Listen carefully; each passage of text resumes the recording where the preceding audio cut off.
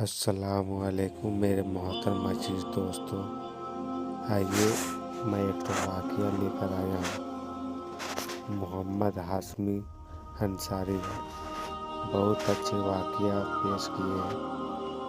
آئیے آپ لوگ سنیے، اگر آپ لوگ کا واقعہ اچھا لگے تو آپ لوگ ویڈیو کو شیئر ضرور کریں۔ الحمدللہ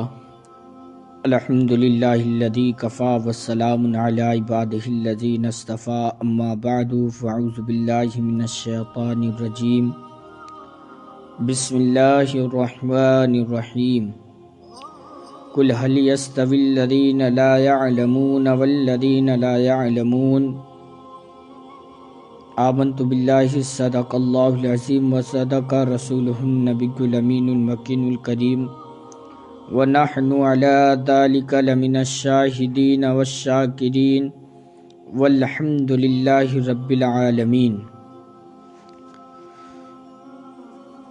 میں نے جس آیت کریمہ کی تلاوت کا شرف حاصل کیا، رب کائنات قرآن بلاغت میں ارشاد فرماتا ہے، قُلْ هَلْ يَسْتَوِي الَّذِينَ لَا يَعْلَمُونَ وَالَّذِينَ لَا يَعْلَمُونَ۔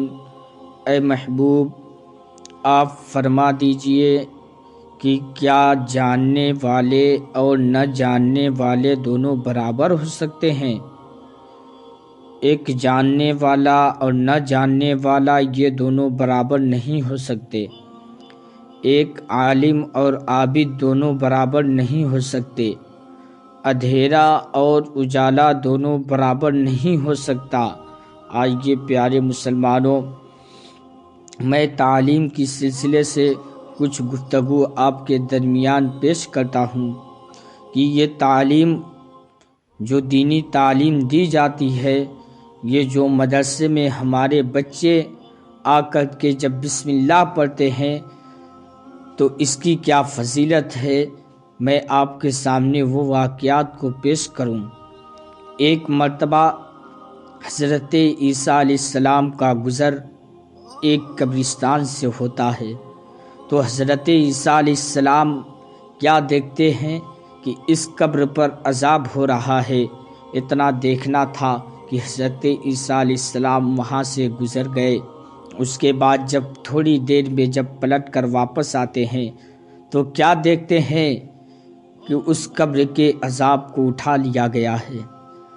حضرت عیسیٰ علیہ السلام رب کی بارگاہ میں التجا کرتے ہیں، بار الہ خالق کائنات رب ذوالجلال، میں یہ کیا دیکھ رہا ہوں کہ جب میں ادھر سے جا رہا تھا تو اس قبر پر عذاب ہو رہا تھا، اور جب ادھر سے واپس آیا تو اس قبر کے عذاب کو اٹھا لیا گیا۔ اتنے میں غیب سے آواز آئی، اے عیسیٰ، جب یہ دنیا سے رخصت ہوا تھا، جب یہ دنیا سے گیا تھا تو اس کی بیوی حاملہ تھی، اس کی بیوی کے پیٹ میں ایک بچہ پل رہا تھا، اور جب اس کی بیوی کے یہاں جب بچہ پیدا ہوا، جب وہ بچہ جب بڑا ہوا تو اس کی بیوی ایک عالم کے پاس اپنے بچے کو لے کر جاتی ہے اور کہتی ہے، مولانا اسے آپ بسم اللہ پڑھنا سکھائیے۔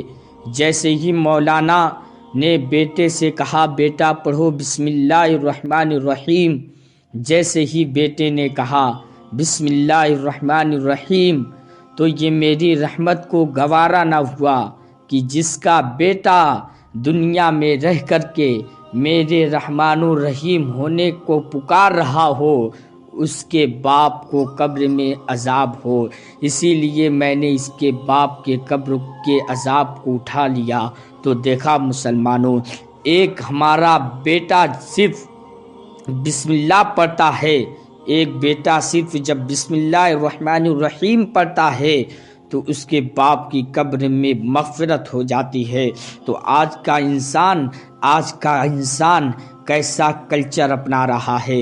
آج کا انسان اپنے بیٹے کو تو انجینئر بنانا چاہتا ہے، آج کا انسان اپنے بیٹے کو IAS بنانا چاہتا ہے، آج کا انسان اپنے بیٹے کو انجینئر کلیکٹر بنانا چاہتا ہے، لیکن اپنے بیٹے کو قرآن کریم کی پڑھنا نہیں سکھاتا، اپنے بیٹے کو دینی مدارس میں نہیں بھیجتا؟ کیا آپ نے کہیں یہ بھی